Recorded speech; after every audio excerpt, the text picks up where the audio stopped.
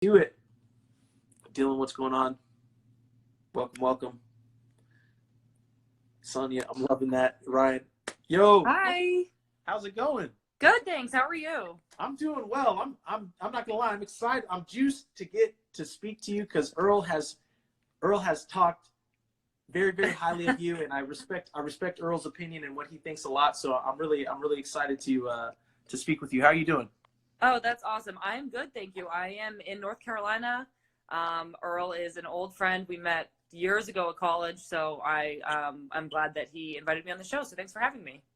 No, that's awesome. So I'm going to assume that you're not completely familiar with what we're doing here at Perfect Soccer and kind of what the Ask the Soccer Pro show is and the mentality and what we're talking about. So I'll give you like a little bit of background so we can get context because I like to go deep really quick. Perfect. So, Great. okay. Let's do I'm it. loving that. I'm loving that. So, all right. So what we really talk about here a lot is the MSL mindset, the mentality. So the Mental Strength League. And it's just a philosophy and idea that we've developed here over time so that we can help people help themselves during times of uncertainty.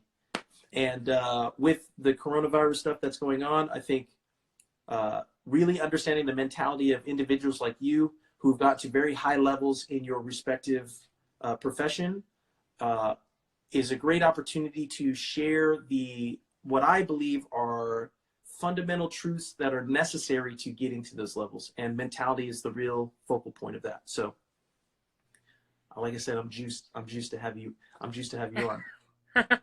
That's awesome. That sounds really cool.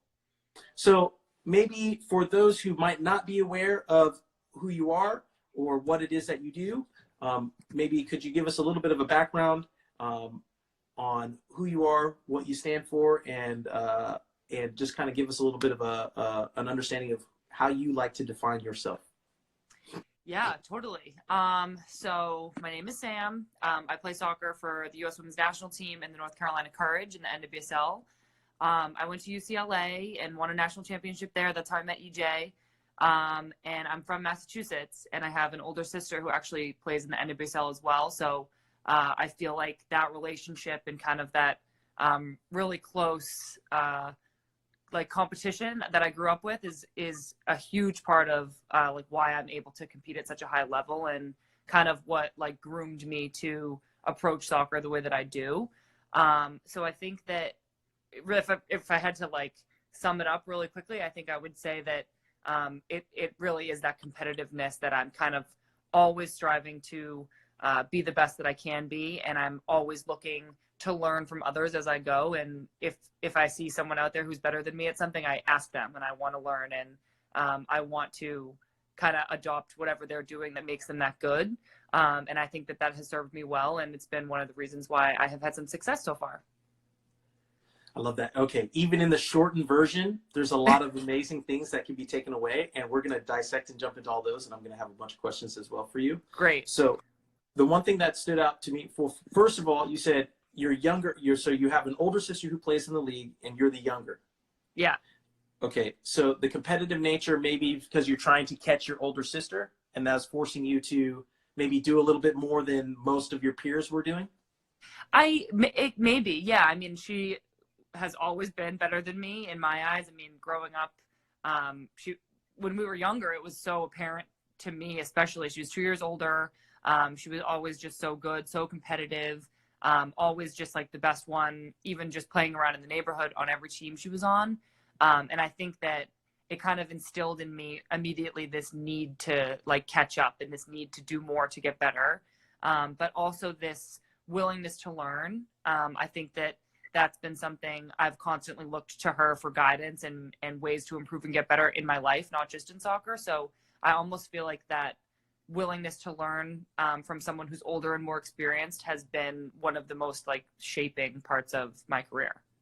Ooh, okay. I like that. But so let's break that down a couple different ways. How do you know when to listen, and how do you know when to ignore? Ooh, interesting. Well, I think with my experience on the national team, there are so many opportunities to learn from players who are better than me. And I have said a couple times in my career how you have to be there are two pieces of this. You have to be your own biggest critic. Like when I make a mistake, I want to be the first one to say, that was me, my bad, I messed up. How can I learn from this? But on the other hand, I have to be my own biggest fan, because if I don't believe in myself, nobody's gonna. So I feel like there's kind of a fine line of that, of saying to someone who is a veteran, who's older, teach me, show me, what do I do here? What do you suggest? And also being able to say to myself, I think that was the right decision, and I'm going to learn from this situation and from what happened, but I can stand by my decision, my pass, my shot. So it's kind of like it's a hand-in-hand thing, I think. It's knowing when to agree and learn, and it's knowing when to say, I believe in what I decided. Okay. All right.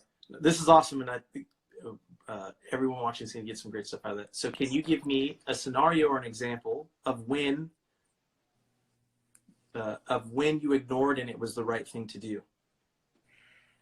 Oh gosh, when I ignore it and it's the right thing to do. I mean, I think I can't think of a specific time. I think an example would be if someone is open for a pass, but I know I can shoot and I know I can score in the situation, shooting. And instead of always letting kind of like your teammate or someone who's probably maybe better than you or has a lot more experience than you dictate your decision all the time, when you believe and you know and what you can do, I think it's okay to shoot. And I would encourage everybody to shoot and to believe in their own abilities.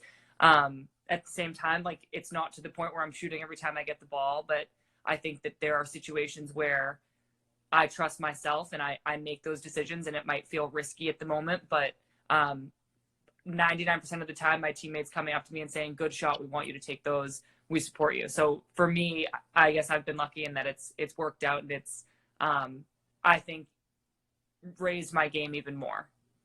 Got you. Okay. That's really good, because from that example that you're sharing, you have the support of your teammates encouraging you to take those shots because they have a trust or belief in you, right? But I also know there are a lot of people who follow the account who are struggling, and because they've expressed it, especially in the comments and stuff that we've gotten over time, saying, hey, I don't have the support of my team. I don't have the support of my coach. I believe it's very political. And on the show and on this account, we talk about, yes, the game is political. You have to learn how to survive on and off the field. So sometimes doing things on the field goes at odds with what people are telling you to do off the field. So Yeah. What would be your, and I'm sure, and this is me guessing, at different points in your career, you might not have had that support. So during those times, what was the mentality that you approached? How were you okay with not having encouragement? What would you suggest to those who don't have that? Yeah, I think, well, and I was thinking about this earlier today, actually. I was like, you should have some things prepared to come on the show. So I think I would break it down into two parts. Like over preparing. So I think in the times of like really high stress, or when it feels like the odds are stacked against you, or you feel like people are expecting you to fail, knowing exactly what you need to do, and knowing that you've done it a million times before and that you're totally prepared. So my experience at the World Cup, I was so nervous. I felt like, and there literally were millions of people watching, and I think knowing I had done the set pieces a million times, it made me less nervous, and it made me think, like, I know exactly where to be. I'm like a machine. I'm going to go stand on my spot, and I'm going to win the ball, and we're going to clear it out. And I just think that having the repetition, having the preparation, it gives you confidence, and I think it instills this sense of I can do what people think I can't. And it's kind of, for me, it's almost like being organized. It's like, I know I can do this. I've done it a million times. So that was one piece I wanted to talk about. And then the other side, I think, is just having this feeling that you've outworked people. I think that when I came really close to making the Olympic team in 2016, and I kind of changed my training habits in the off season after that. And it gave me this better sense of confidence, because I felt like I had worked so hard, and I knew that nobody else could have possibly worked that hard. I mean, maybe, I'm not saying they didn't, maybe they did, but I worked hard enough to allow myself to believe that. So I think it was this time of, am I going to really be on the national team? I wasn't good enough to make the Olympics.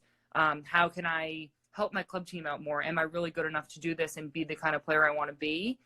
And my response was to just work really hard, go to the gym every day, lift, do fitness, go out to the field every day and run. And that kind of gave me this sense of, I belong here. I've done all the work and I know I can do it. It gave me more confidence, even when I was maybe at a time where other people weren't so sure about me as a player.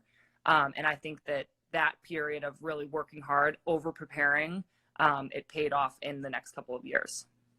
I love that. So I want to make sure I highlight what you broke down there, because we talk a lot about, so the MSL mindset, right, is every day, nonstop. So MSL, I'm in your head. That's the same thing. Consistency, reps. And we talk about confidence is a skill that you build over time by doing the repetition. So when people are looking at someone like maybe yourself who's up there, oh, you're cocky, you're full of yourself, maybe you're not this and that, is no, I have a strong belief in understanding the work I did to get here. And that's what you're seeing.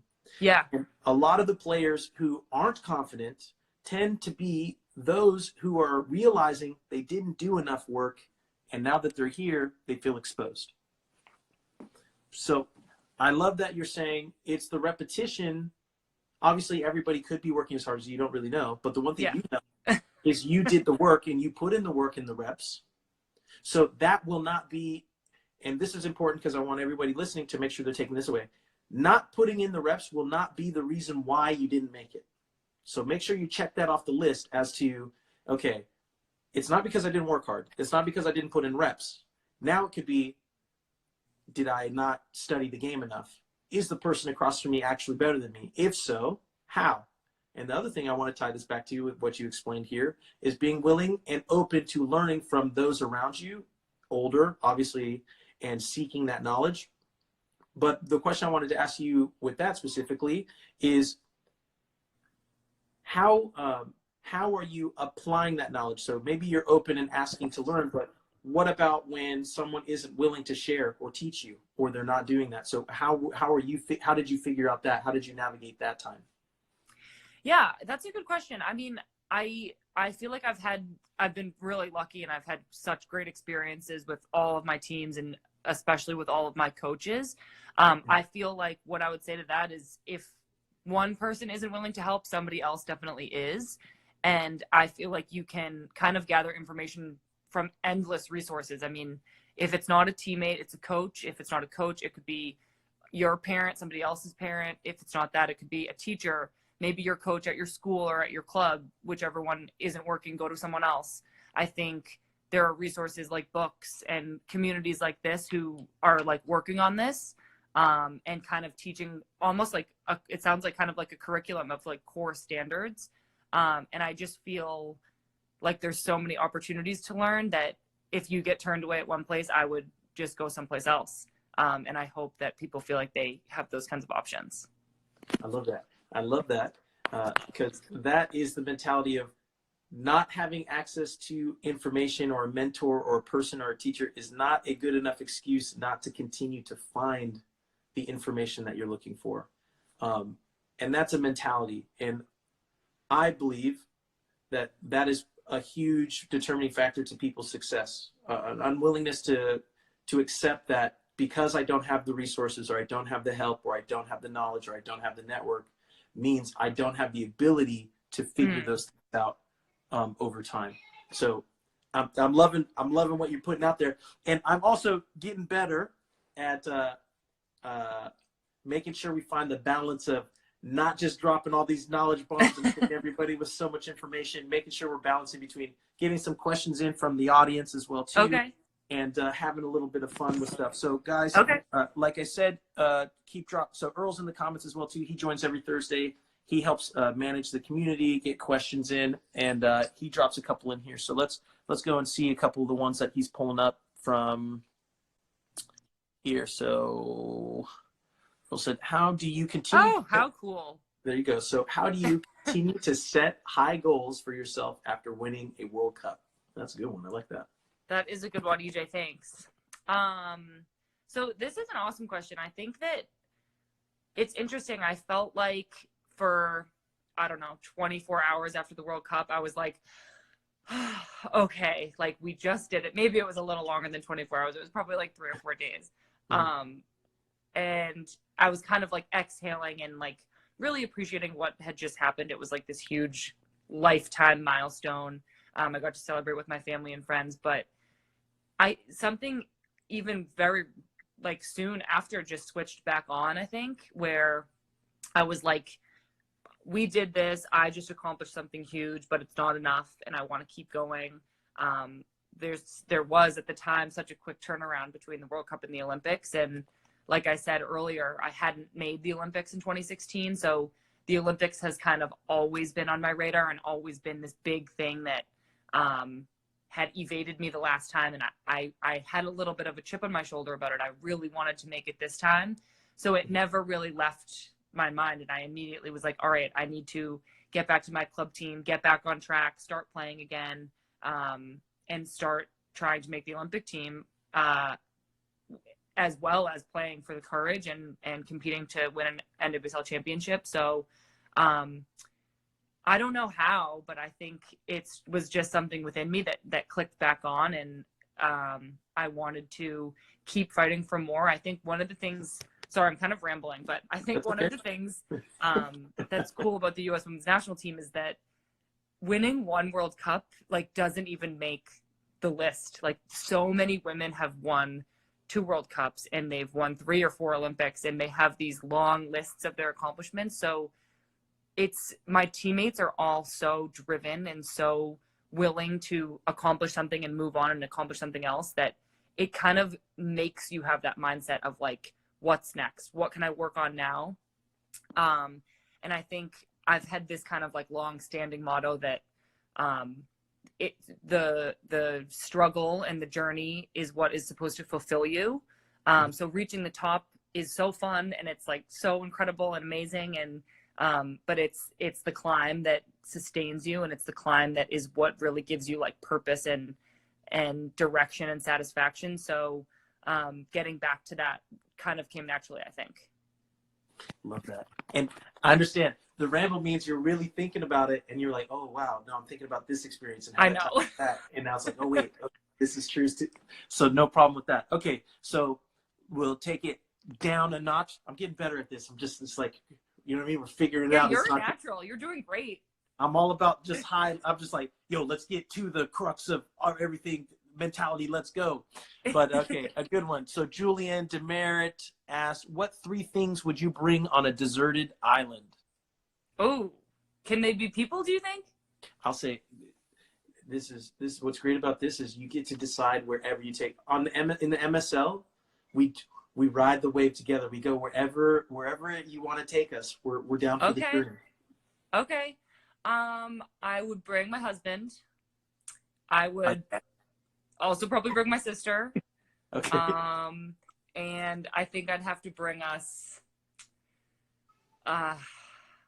this is gonna be so boring. I'd bring us like a nice basket of food. I don't know. Seeds, maybe. Plant a garden so we can survive. I don't know. Okay. But it is 2 people, I think.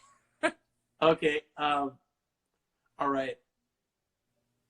Let's say, okay, now I'm thinking of a question totally on the fly because I like the question that the person asked about the deserted island. So like like Hunger Games. Yeah. Right? If there's 100 people in Hunger Games, 100 being die first being win the whole thing, where do you think you fall? And how do you go about playing the game? Yeah. Wow, that's hard. I wouldn't want to kill anybody. I don't think. I think I could. Okay. But I wouldn't want to. So I would probably like run around on the outskirts and like wait for the other people to take care of each other. And then when it came down to it, I think I'd be like, all right, let's go. Okay. Based on your strategy, where do you think you fall on the list? Oh yeah. Oh God. You think you win top 10. I think top 10. Okay, top 10 for sure. Yeah. Okay. Calculated. I hope so. Jeez. Okay, that's a good one. We got so I don't know this about you. So first I'd ask, have you had any major injuries? Any setbacks? Yeah. So now I feel like I'm like telling my whole career story. So I didn't make the Olympics in 2016, and then I actually started every game for the national team in 2017, which was like a huge turnaround for me. But in the very last game of the year, I got this like, it's like a cartilage defect in my knee. And they were really pretty like worried about it. They didn't know if they should do surgery, but they also didn't really know if it was ever going to be the same and feel good enough to play on again. So I was kind of in this like hole for 3 months where nobody wanted to do surgery. Nobody knew how it was going to heal. I was on crutches. It was this really like weird injury that didn't have an easy fix. And luckily I was able to not ever get surgery and come back in about, I didn't really feel like myself for probably like 8 or 9 months. Okay. But I was starting to play again, like about 6 months after the original injury. And I think that the uncertainty of it was the hardest part, but I definitely feel like not playing and not being around my teammates was a huge part of it too. I was kind of like stuck at home and didn't have like any real direction. It's actually like kind of like what's happening right now with everybody. So it was definitely weird and hard. And it's kind of also like an ongoing thing. It will flare up every now and then, which is frustrating. But it's a good lesson in that when I did come back to my team, I would get out on the field and just be like this and just be so happy to be out there and so happy to be playing again. So I think every time I get like fed up with doing fitness or fed up with traveling or tired, or I kind of remember the time that I couldn't play. And I'm maybe thinking that people stuck at home right now during this quarantine and people who miss soccer so much, when we do finally get to go back, we'll just be like, oh my God, this is the best. There's nothing that I don't like about it. I'm so happy to be out here. So sometimes hard things can end up being good things. I agree. And appreciating it that much more and being grateful for the opportunity you have. So, okay. I love this because there's a lot of context that we can build from the mentality. We call this, basically, I call this mind mapping, right? So we're talking about different experiences. And I really appreciate your willingness to share your experiences, your perspective, because I think a lot of people don't necessarily have access to that because they don't have direct. So they have an idea of what they think it is, as opposed to like, hey, wait, you struggled with your injury? You were uncertain? You didn't know? So, okay, there was the uncertainty, and very similar to the situation that most everybody right now in the world is going through. Mm-hmm. I don't know if this is going to end. I don't know if it will end. I'm sorry, I already said that. I don't know if it's going to end. I don't know if it is when. Right. And I don't know what it looks like once you get there. And I don't know if it'll be the same as it was now. Right. So that's very similar to an injury where you don't know what it is. Yeah. We're not getting surgery. We don't know how long it is. And we don't know if we just missed out on what would have been our entire career. Right. Yeah. So what was it that you focused on then that allowed you to get to 6 months later, which is when it happened to be when you're back, and then obviously 9 months before you actually felt like who you were when you started? Yeah, well, so I'd say the beginning part, I focused on my relationships a lot. I think that I was going through a really tough time, and my own uncertainty, I mean, my family felt that uncertainty too. My parents were really upset. My husband was really upset. And I think that it kind of took even like my teammates, I mean, having to like reach out and explain it to people, my coaches, having to say, this is what the doctor said. So I feel like at first it was like this relationships thing, like who can help me get through this? Can we help each other? Can we lean on each other? Like, this is obviously like a tricky and like potentially really devastating thing to have happen. So I think at first I definitely focused on the people in my life and how we could lean on each other to help each other out. And then as I started to get back into playing, in retrospect, I wish I had focused on taking it one day at a time. I think I'm not like the pillar of mental strength in any way. I think I had a tough time. I was constantly looking too far into the future and wondering about all the possibilities, all the failures that could happen. What if it never feels good? What if I can never play again? What if I never make the World Cup or the Olympics? But looking back, if I had just taken it one day at a time and said, this is what I can do today. I can make my quad stronger. I can ice my knee and get the swelling down. And I can work on strengthening the other parts of my body. I think I would have been in a much better headspace. So that's my recommendation. It's not exactly what I did. And then I think coming back onto the field, enjoying it, enjoying my teammates, knowing and understanding that I wasn't going to be perfect every day. I didn't get my starting spot back right away. It's still an ongoing battle. There are days that my knee still hurts. And kind of just knowing and accepting that it was never going to be the same, but I could be better. I could develop my game in different ways. I learned so much from it, and I started to enjoy the game because I had missed it so much. So I was enjoying it that much more, and just kind of enjoying being out there with my teammates and having a lot more fun with it. So I'd say those were like the phases of how I came back. I love that. You really broke it. I'm loving this because you're breaking it down. But this is really good because, hey, these were all the things that came through my mind. All the doubt, all the uncertainty. Oh my God, is it over? And it could, and the thing is, it could be. And luckily, you made it back out on the other side, and you can self-reflect and say, okay, day at a time, what is in my control? And we talk a lot about that here in terms of focus on what you can control, and there's very few things that you actually have within your control. And sometimes that scares people. Yeah. But it should be liberating because now it's not as overwhelming. So yeah.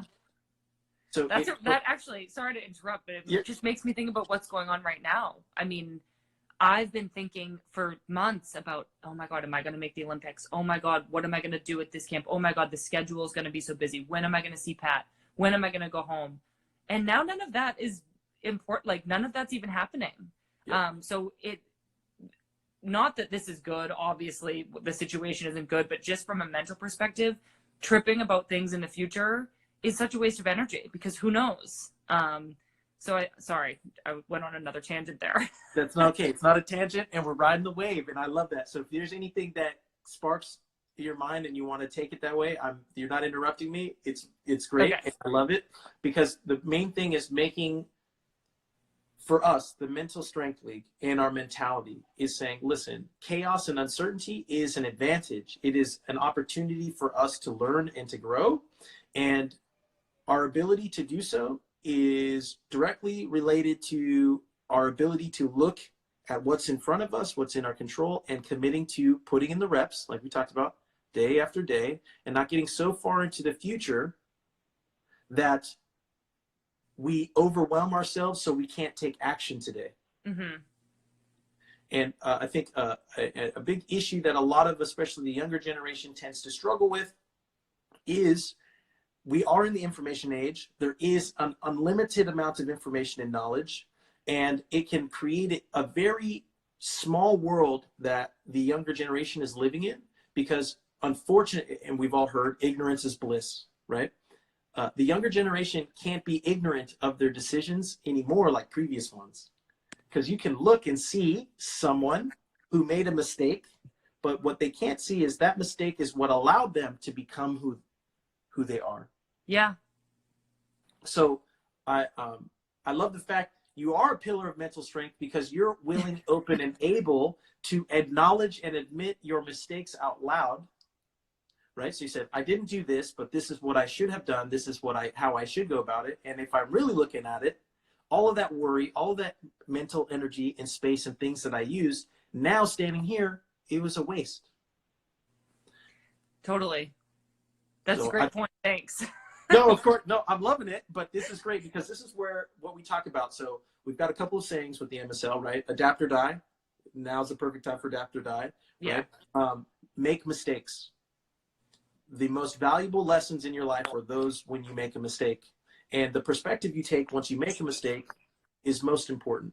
So acknowledging it, sharing it, and moving forward is awesome. And I'm seeing the way in which you're going about sharing information and expressing your experience. And to me, it's no coincidence as to why you've gotten to the level you have, and you'll be able to continue to maintain that level and go even farther. So testament to you and your mentality. I would not say you are mentally weak. Thank you. I appreciate that. No, this is really good. I like this a lot. Let's see. So everyone, if you're loving all the just gems and experiential knowledge being dropped by Sam here, spam that heart button. I don't know if spam the heart button does anything, but we always tell everyone to spam the heart button because we can see it. Drop in the comment section what you've taken away or what you've learned from Sam so far today, so we can see it. Like we said, we want to learn.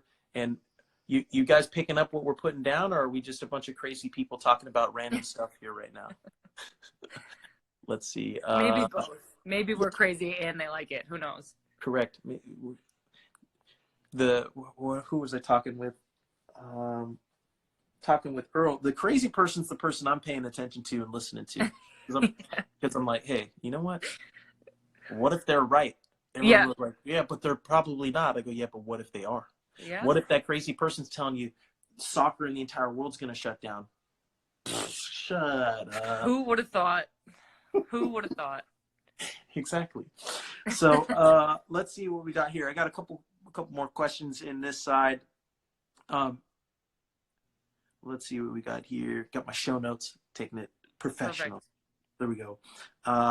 This one's selfishly for Earl. What were the small-sided games like in the off season at UCLA playing with Earl and the men's soccer players? Yeah, so I have like a vivid memory. We would play like 3v3, me and a couple of my teammates against three of the guys. Mm-hmm. And I was training for the U20 World Cup, and they wanted us to like do heat acclimation. So I had all these like layers on. And the boys were just like so quick, so fast, so good. We definitely had a couple close games, definitely had a couple W's in my day. But I just remember like it was such a good workout and such a good way for us all to train together. And we used to have such a great time. We would hop the fence on a field we definitely weren't supposed to be on and just play for like hours. It was awesome. So much fun.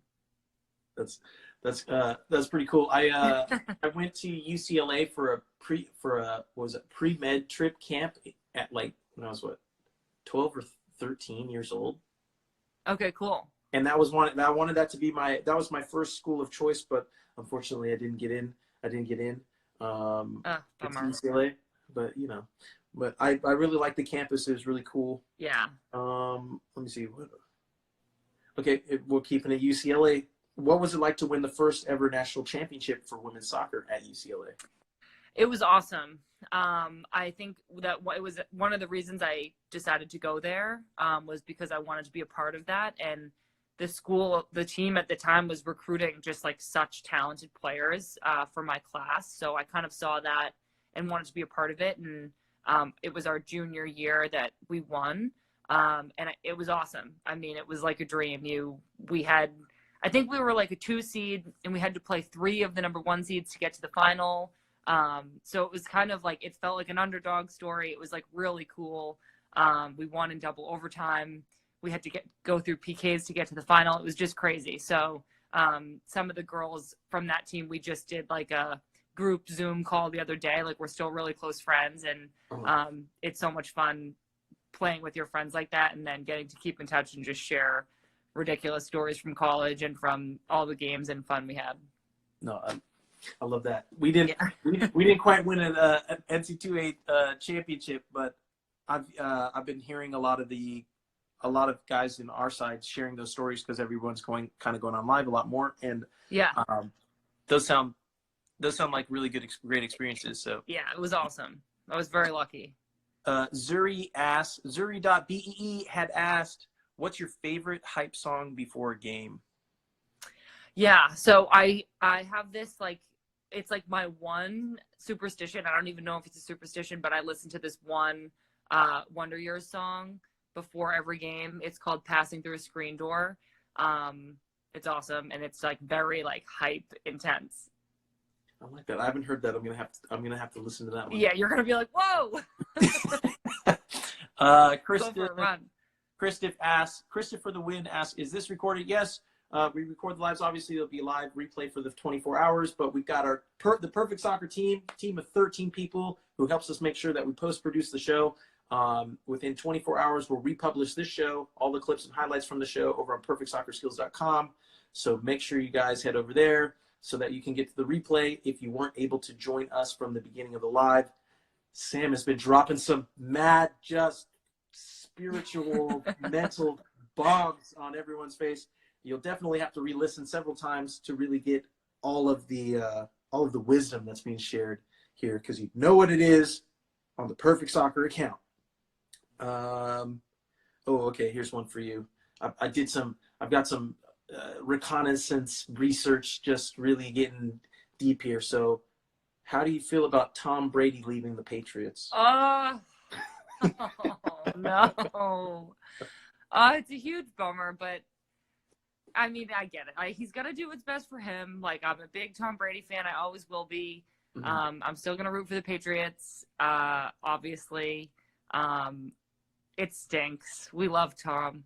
I hope he retires a Patriot whenever he wants to retire, whether it's soon or not soon. I'm a big fan. I support him a lot. So I hope he's happy, and I wish him well. Not that he cares what I think. We'll see. This will get.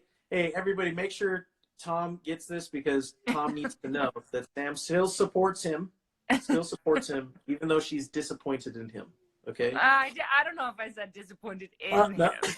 I'm bummed for myself. I got it. She's disappointed. She's bummed that she does not get to see him in the Patriots uniform anymore. Exactly. Are you going to root against him when he plays against your team now, or if he plays against your team? Yeah. I mean, I'm not gonna like actively hate him, but like I'm a Patriots fan. I want the Patriots to win. Got you. Okay, if whichever team he's with, if he wins at the expense of the Patriots, will you still be happy for him? No. No. Okay, I like that. So what made you a Patriots fan, and how long have you been a Patriots fan for? I mean, I just like grew up. I'm from, I grew up like 20 miles south of Boston. And so my family just always watched the Patriots. It's kind of like you have to be a Patriots fan when you're from my area. So it was just born this way. But I mean, like being a Patriots fan is the best. We win a lot. So it's been really fun. Humble brag. I mean, we win a lot, but like just hashtag winning ain't easy. It's super, dude, whatever. Well, I love that. Ariana said, Sam, thank you for being an inspiration. You inspired me to play soccer again. Purple Hearts and soccer balls. That's very sweet. Do you have any questions for the followers and the fans? Anything? Like, here's your chance to get some feedback and whatever you got. Ooh. I think I kind of want to hear, like, what are people doing in the quarantine? What are people watching? What's the cool thing? My roommate and I did make a TikTok the other day, not posting it. But we did it to just like kill an hour. So we like learned to dance, and I nailed it. But no way have we posted it. Absolutely. I'd say we won't know if you did or not unless you share. So. Oof, I don't think people want to see. Hey guys, do you guys want to see Sam's unofficial TikTok? Maybe you gotta social pressure her into releasing it on her platform so you guys can see her dance skills. Oh dear. Oh my goodness. So Earl had mentioned that you had started a business in the past.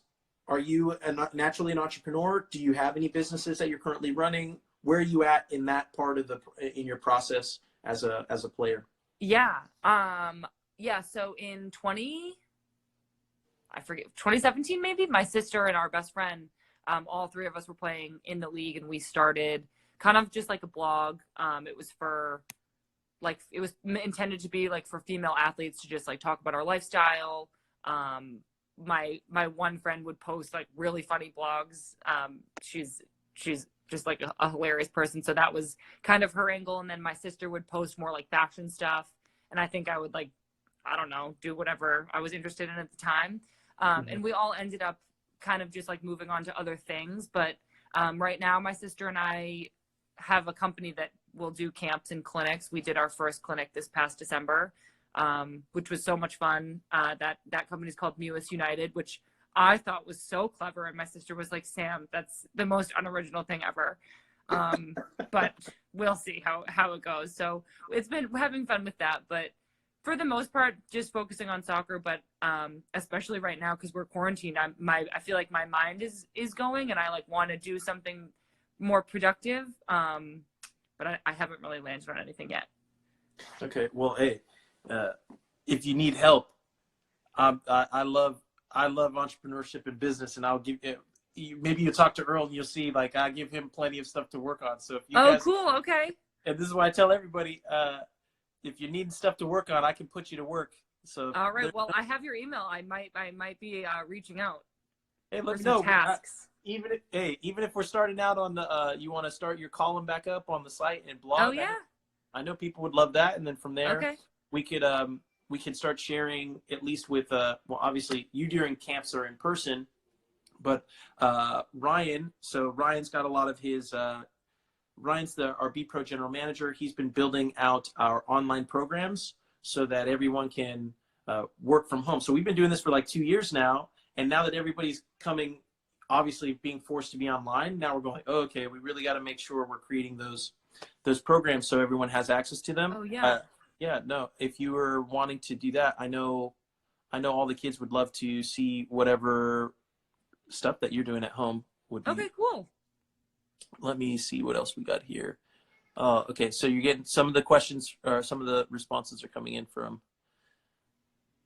So from what you asked, oh dang it! Sorry, I saw a good one, and I was wanting to make sure I was it's fine. doing that. I missed that. Emma said, in this quarantine, I'm watching Sam's highlights of the Women's World Cup.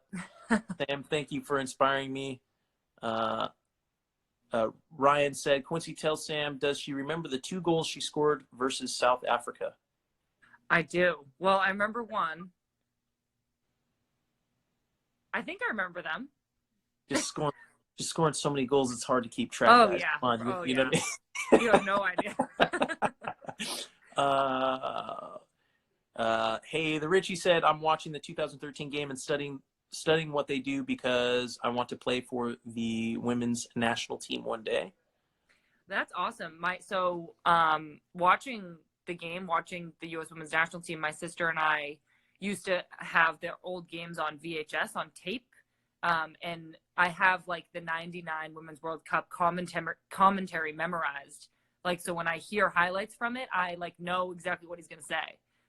Because we just watched it so many times. We watched all those games over and over and over. So I think that's like an awesome thing for you guys to do. Okay. See, you're just coming out with I'm loving what you're sharing. Okay. So this is extremely important. Okay. So we talk a lot about on here, there's different ways you can watch the game. You can watch the game as a fan, but you can also watch the game as a student of the game. Yep. So you're saying you've watched it so much that you've memorized the commentary of what the people were saying during the game. Okay, so there's a testament to repetition. Yeah. Everybody, repetition, as well as how are you watching the game? What are you watching? And how do you believe it is different than how most people watch the game? Well, I mean, when I watch now, I watch my own clips a lot, and oftentimes I'll go through them with my coach. So when I watch myself, I'm very critical, kind of constantly saying, how could this have been better? What was the best decision in this situation? And what decision did I make and why? How could I have looked over my shoulder again? How could I have shielded her this way instead of this way? But when I watch other people play, like I watch the EPL a lot, I love watching Man City and Kevin De Bruyne, and the way that he attacks, the way that he sees the field, final passes. He's such a great finisher. I watch much more positively, where I see everything he does and I'm like, oh my God, that was sick. How can I work on that? Sometimes when I'm like working on my shooting, I'll like in my head be like, work on this one, and like try to like turn your body the way he did. And it's like kind of embarrassing, but I think learning from players who are really, really good and trying to adopt like their tendencies and their style can be great if you can, which I usually can't, but I'm trying. No, I love that. Paul, shout out Paul. Paul just asked, how do you think the NWSL can grow?